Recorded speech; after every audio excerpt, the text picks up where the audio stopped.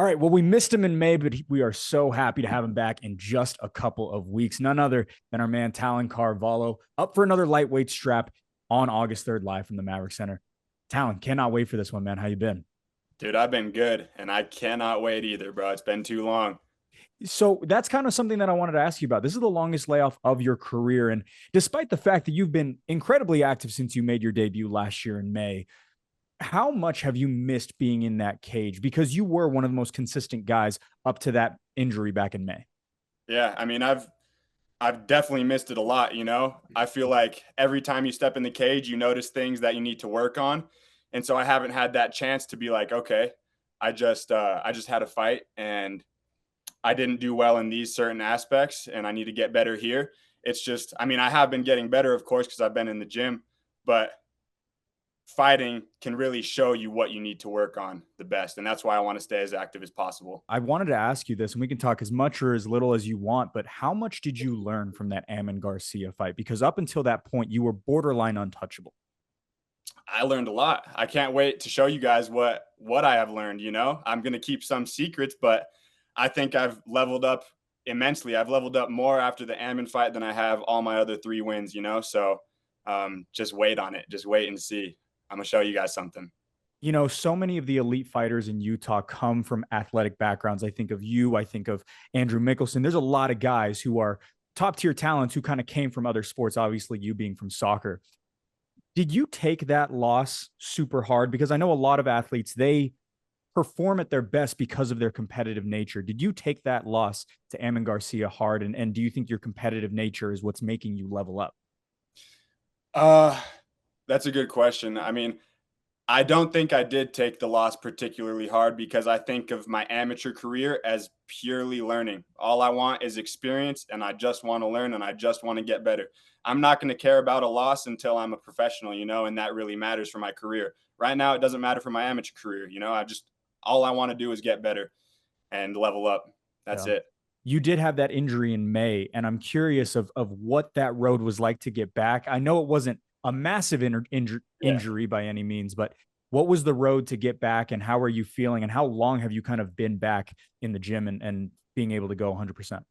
Dude, it was smooth. I injured it like I don't know, like 7 or 8 days out from the fight, and so I really felt bad for Malachi. You know that sucks to have to get a new opponent, but he did well considering.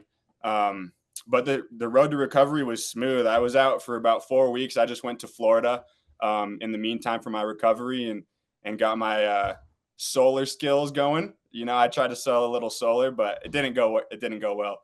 Um, and so then I came back, took like 2 more weeks off, and then got back in the gym. And ever since, I've been in every single day, 6 days a week. Just about Sunday's my only rest day. Did I just see Michael Pfeiffer behind you walk through the hallway? Come through. What's up? No way. Look who's here. That's the roommate right there. So I don't think a lot of people realize this. I wasn't sure if I was going to peel back the curtain. I didn't realize until a couple of weeks ago that you guys were both roommates. What's Yeah. that like, kind of living together? And is there any time that you guys get the chance to kind of train, whether that be in the house or in some sort of gym together?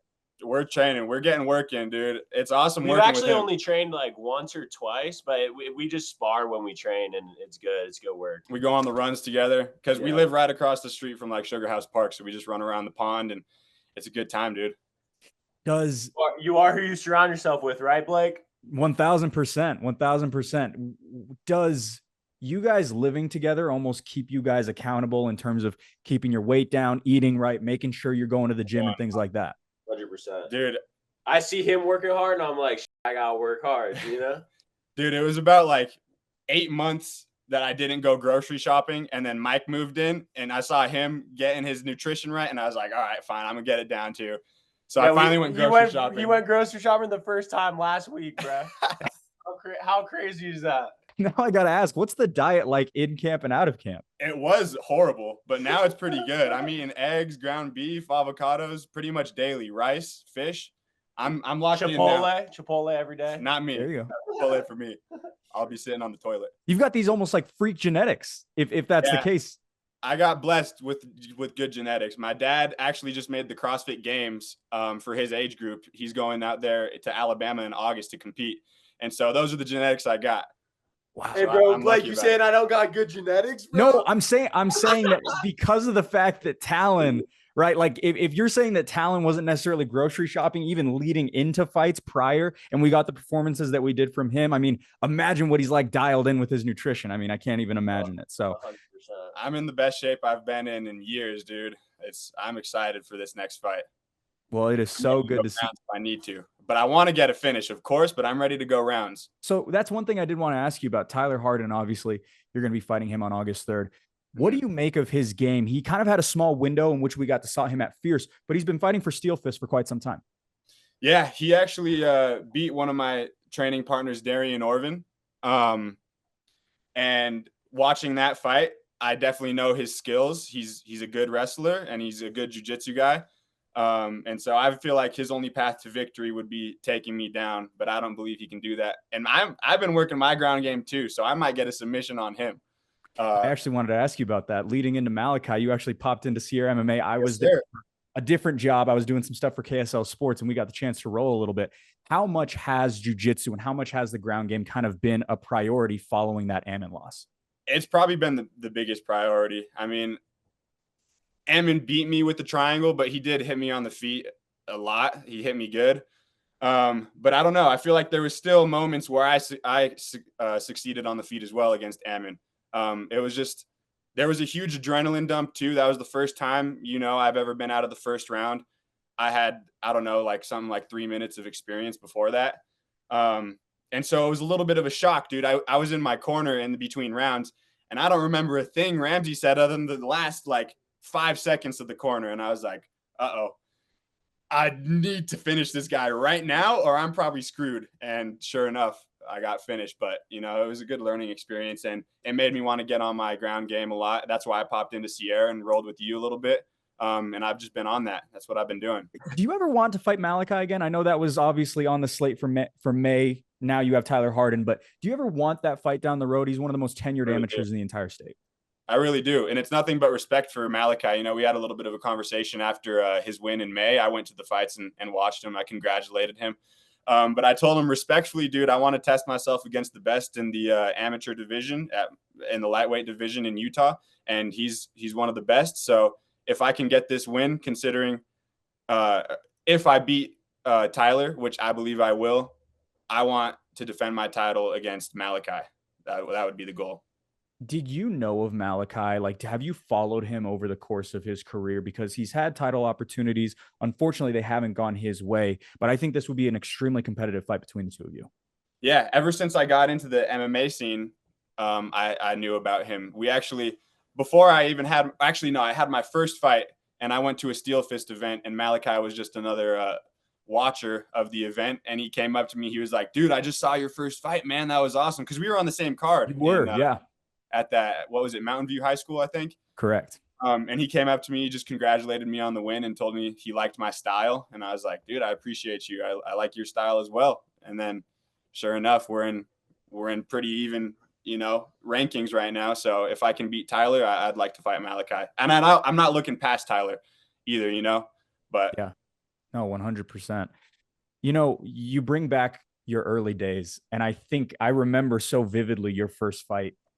And I just remember all of us were talking on the broadcast. And even up until now, we are still talking about the fact that you haven't been doing this as long as all these other guys. I mean, you talk about the other big names in the state. They've been fighting their whole life. You're less than a year and a half, maybe a year and a half in at this point. Yeah. How did you get so good so fast? Do you accredit it to your soccer career? Do you accredit it to all of your time in the gym prior, or what is it? I definitely do accredit it to my athletic past. I played every single sport growing up: football, basketball, baseball, soccer my entire life. I ran track in high school, and my dad is a CrossFitter. My mom CrossFitted as well, and my brother is also a fiend in the box at the CrossFit gym. And so I grew up around that environment too, and I just feel like it's really helped me understand the way my body moves. Hand-eye coordination, just being coordinated overall. I think that's helped me a lot. And I just have a drive to learn. Every day I go to the gym, I want to learn something new. And if I'm not learning something new, I'm drilling in something I already know. Speaking of learning, I actually was just chatting with Joel Haro as we were closing up Fierce Challenger Series 11. He told me that you guys have been getting a little bit of work in together. Could you tell us a little bit about that? Dude, I love Joel. He's the man. I've been getting some great work with him.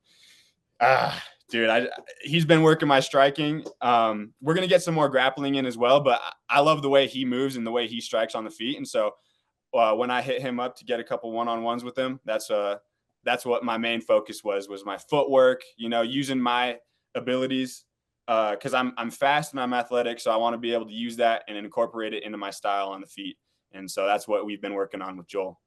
Does MMA still have the same lore that it did a year and a half ago when you first started this? Has it grown? Has it decreased? Does it feel more like a job now, or more like stakes are higher now and it's not necessarily as fun? Or how is it kind of your love for it grown or decreased over the last couple of years? It's absolutely grown.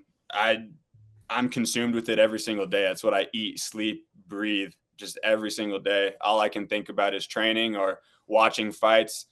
You know, they say mental reps are just as good as training. And when I'm not training, I'm getting in mental reps. So I love it. It's grown. I'm not going to lie. There has been moments where I've just kind of been burnt out, but I know when I'm getting burnt out, and that's when I go and do, you know, a week trip back home to California, or I go camping or whatever it is. I just get my mind off of it and get clear. And then I come back and I'm brand new. Just, you know, all the habits that I've formed over that long stretch of training have subsided, and I can form new habits and develop new skills.